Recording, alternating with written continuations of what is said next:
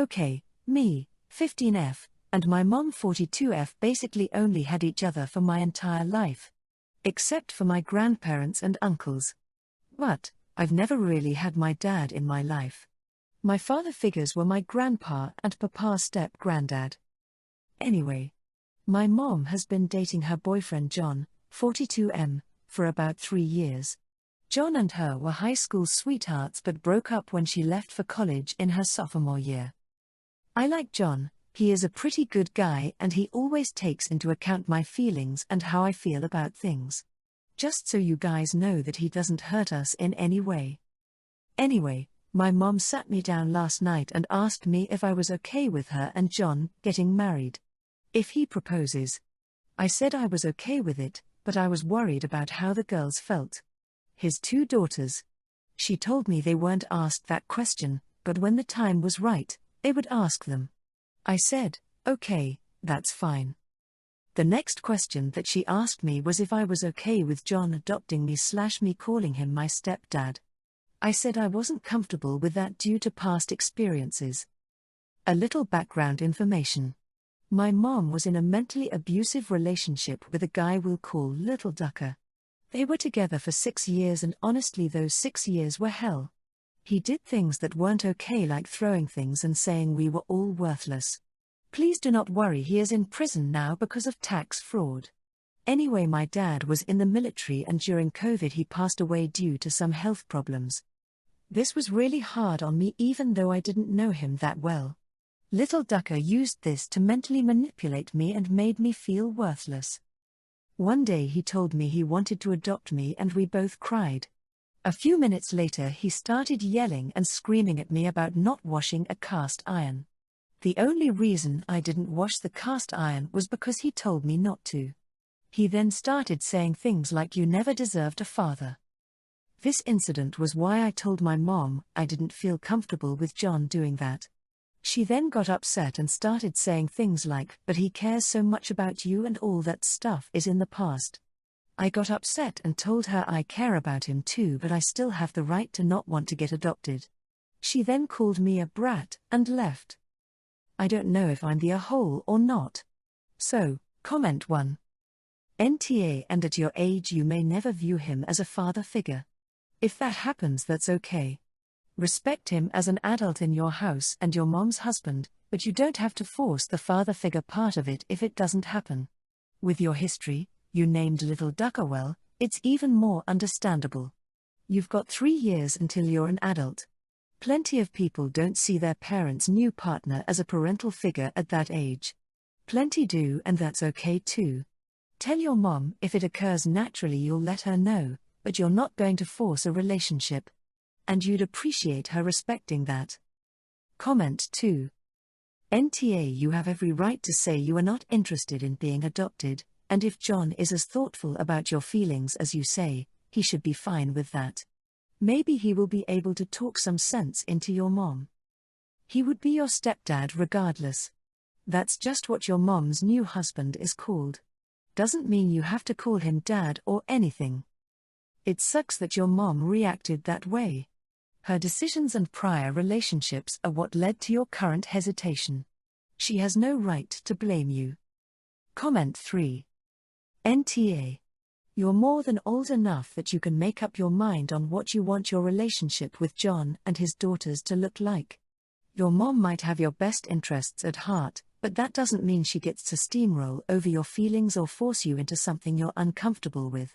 You being on board with getting married is enough. Story 2, I, 34M, work in construction, and my wife, 32F, makes me the best lunches.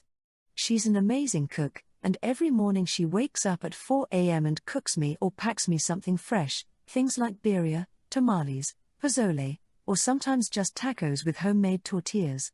She even includes fresh salsa and agua fresca or horchata.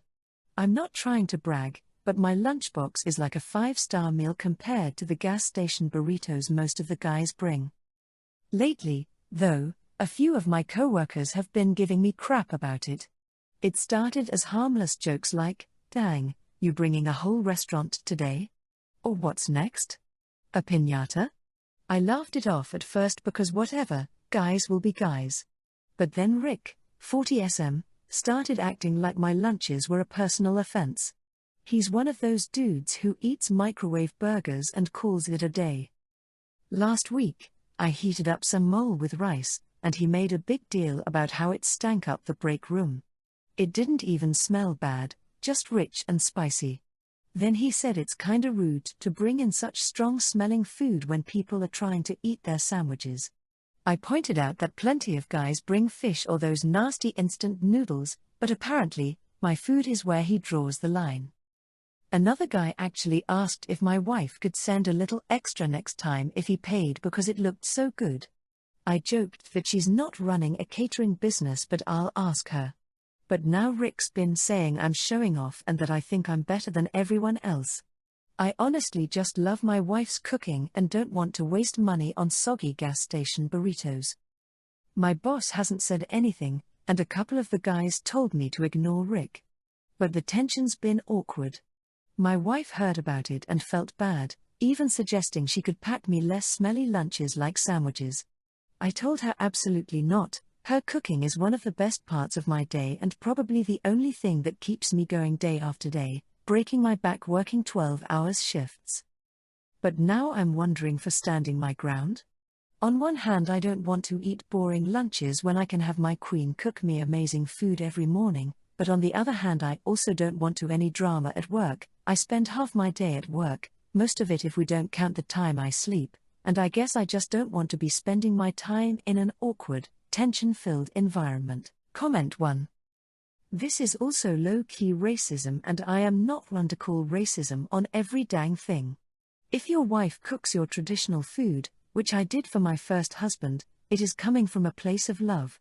Tell your co-workers to kick rocks or find their own Latina wife to cook for them. You don't need to sacrifice anything to please your co-workers. Comment 2. NTA and Rick is insecure and jealous. I will say that what smells rich and delicious to you may not be something everyone wants to smell, so it's usually standard office etiquette to not cook something with a super powerful smell. You mentioned you're in construction, so I can't imagine that you're dealing with a bunch of people sitting at desks who have to smell it as well, but it's just something to be cautious of. Your wife should start selling the food and Rick can pay to be fed well. Comment 3. Imagine you did what Rick wants and stopped bringing your wife's delicious lunches.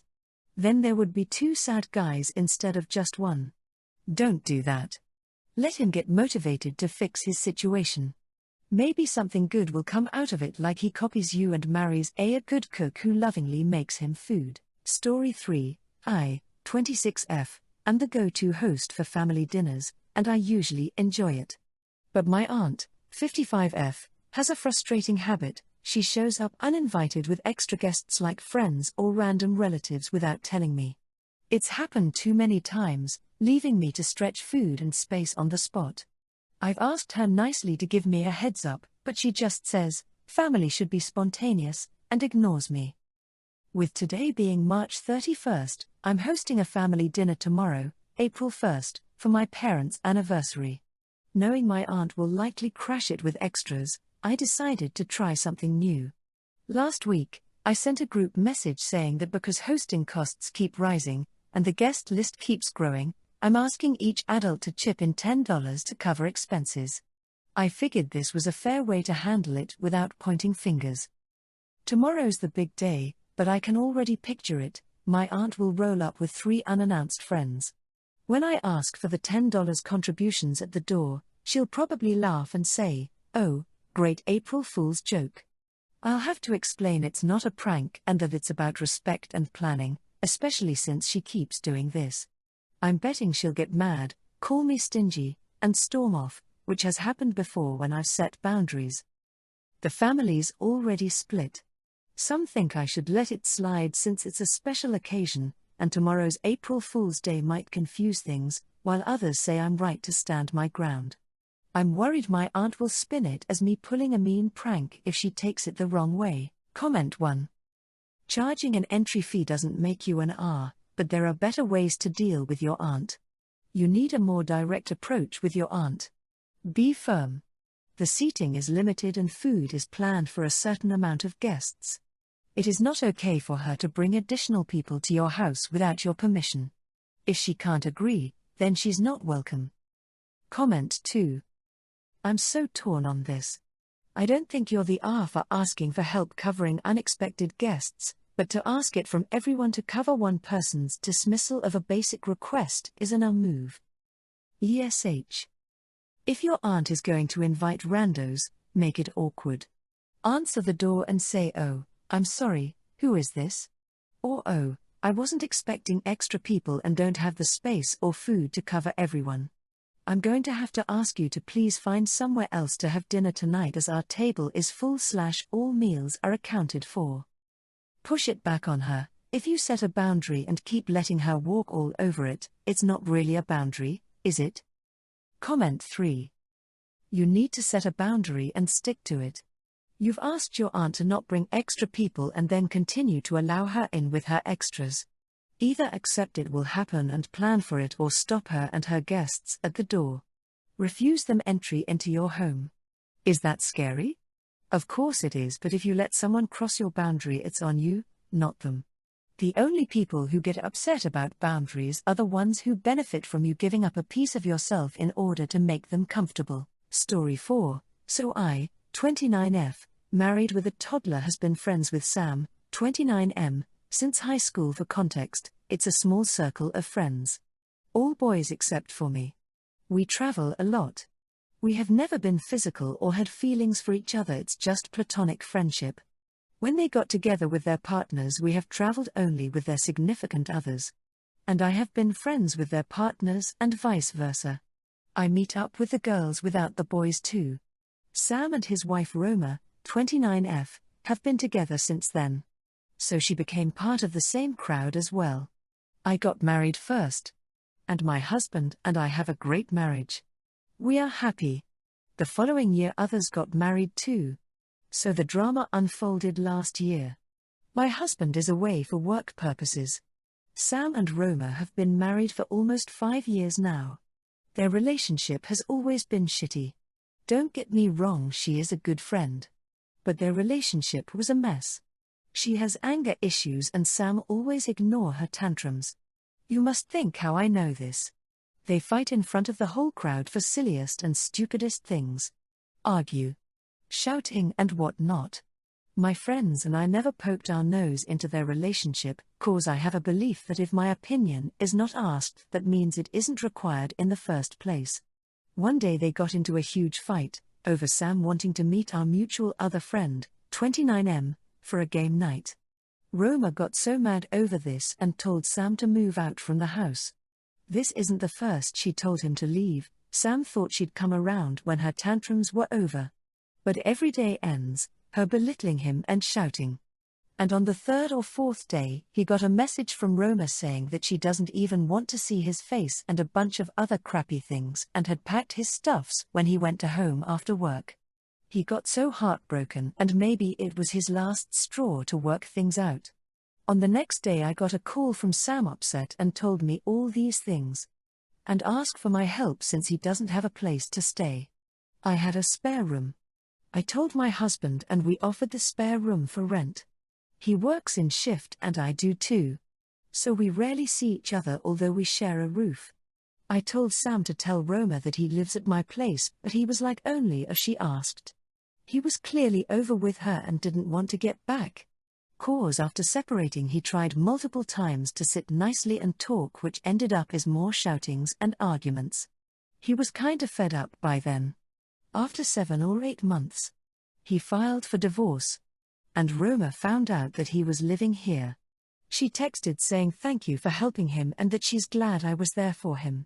But after 2 or 3 days I got multiple texts blaming me for not telling her and also implying that we are having an affair.